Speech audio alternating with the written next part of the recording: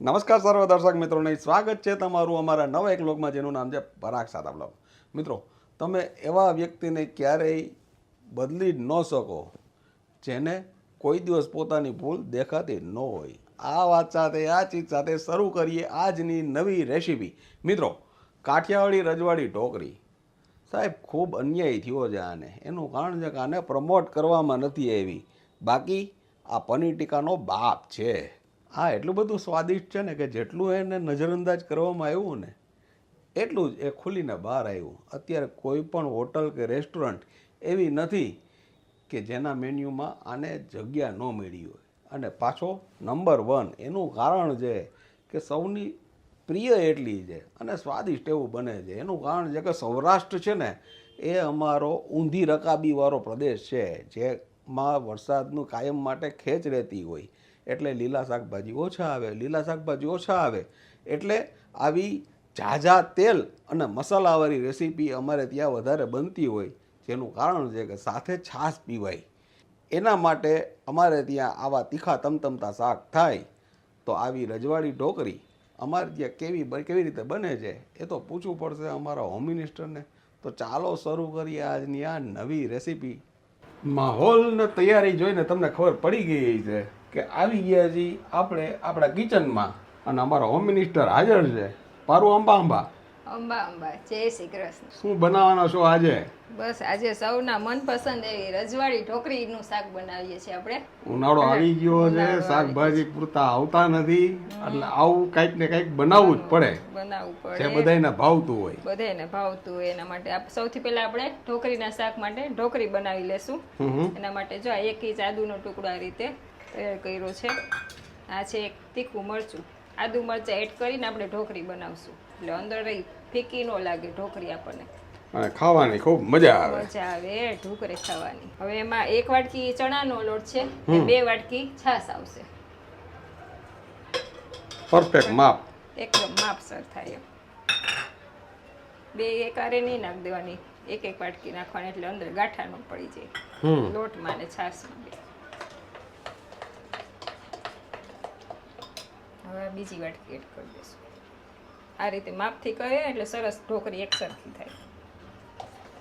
અત્યારે આપણે આમાં બ્લેન્ડર ફેરવી દઈશું એટલે બધું સરસ ક્રશ થઈ જાય. અને જે પહેલી વખત બનાવતો હોય એનાથી નહીં પરફેક્ટ થાય.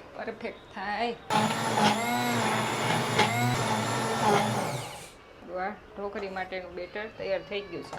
આદુ લસણ ક્રશ થઈ જાય, બધું સરસ મિક્સ થઈ જાય. ઢોકળીનું શાક એવું છે કે લગભગ બધાને ભાવતું હશે કે ને, આપણા ગુજરાતીઓનું પનીર ટીકા છે આ. બરોબર છે ભાઈ. પનીર ટીકા એવું છે કે કોઈને નો ભાવે એવું બને ને એમ. આપણું જે આ રજવાડી ઢોકળી છે એ લગભગ કોઈ નો બને ભાવે એવું બને જ નહીં. ઢોકળી માટે છે ને આવું જાડા તળિયા વાળું જ કઢાઈ લેવાની છે. એટલે ચણાનો લોટ આપણે નીચે બેસે નહીં. એમાં આપણે બેટર તૈયાર કર્યું છે ને એડ કરી દઈશું.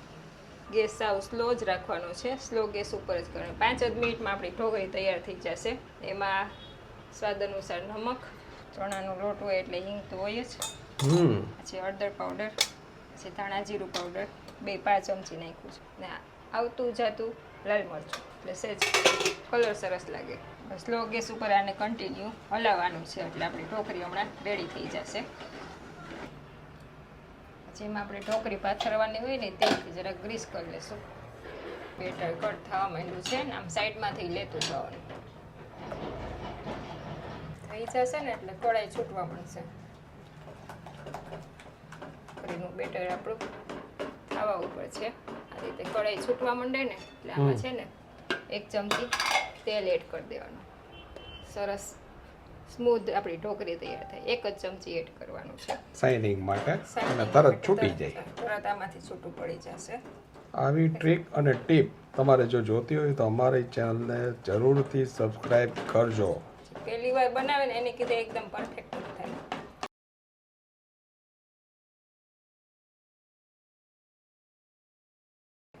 ઢોકળીનું બેટર હવે ભેગું થવા માંડ્યું છે ને આપણે પ્લેટમાં કાઢી લેશું.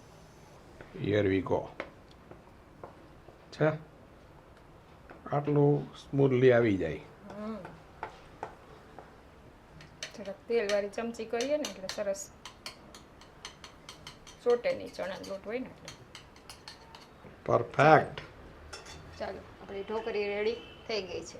ઓકે ઢોકળી ઠંડી પડે ને તો આપણે વઘાર માટેની તૈયારી કરી લઈશું. ઓકે જો સાહેબ ઢોકળી રેડી થઈ ગઈ. આ છે આ ભૂકો બધું આપણો જે હોય ને એ આપણે ગ્રેવી તૈયાર કરીએ ને એમાં એડ કરી દઈશું એટલે સરસ આપણો થીક ગ્રેવી તૈયાર થાય. નવી ટ્રીક ને નવી ટીપ.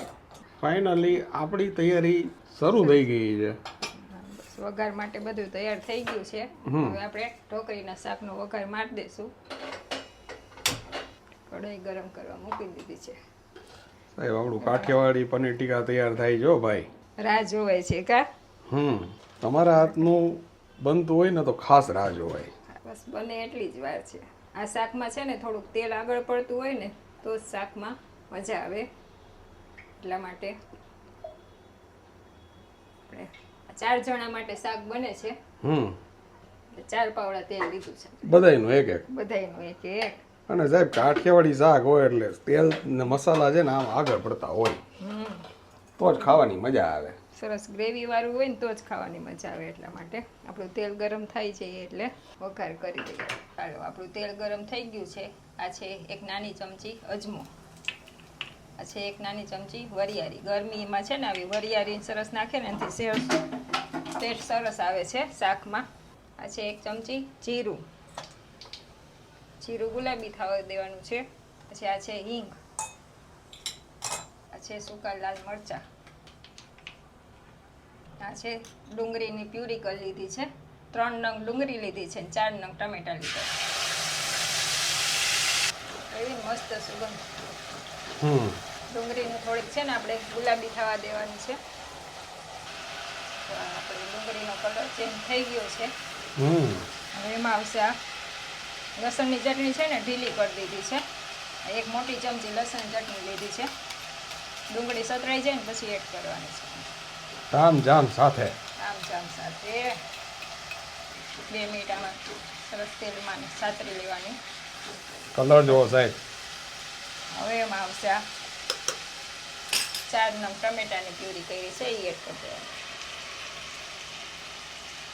ઘટે કાંઈ? કાંઈ નો ઘટે ભાઈ. આ ગ્રેવી ખાવાની તો મજા હોય આ ઢોકળીના શાકમાં. થોડુંક 2-3 ચમચી પાણી એડ કરીને આપણે એડ કરી દઈશું. બધું સતળાઈ છે ને આમાં જ આપણે બધા મસાલા એડ કરી દઈશું. ફળફળતી ગ્રેવી. ગ્રેવી. આ છે નમક સ્વાદ અનુસાર.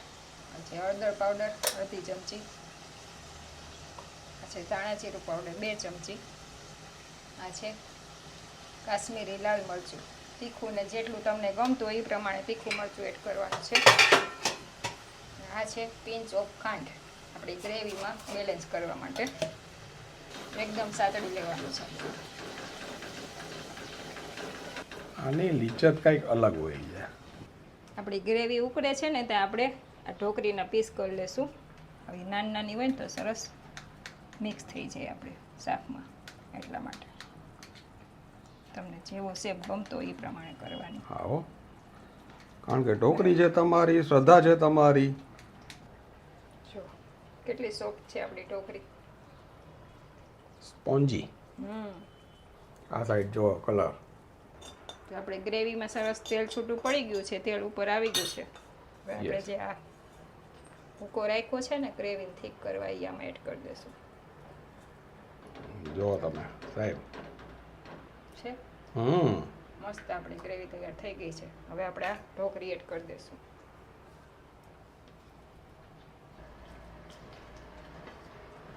બધું ઢોકળી ને ગ્રેવી ને બધું સરસ આપણે એકદમ સરસ સેટ થવા દેવાનું છે.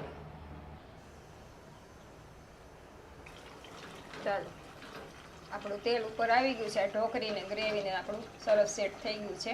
લચકો હો ભાઈ.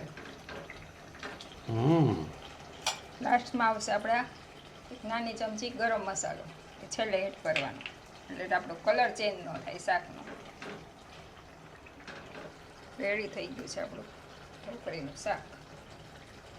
પછી આવશે આપણી કોથમીર.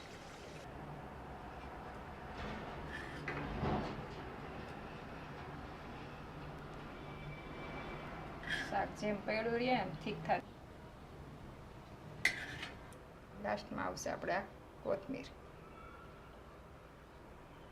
રેડી છે આપણું રજવાડી ઢોકળીનું શાક. જે ઉનાળામાં ખાવાની ખૂબ મજા આવે છે. Thank you very much my dear friend.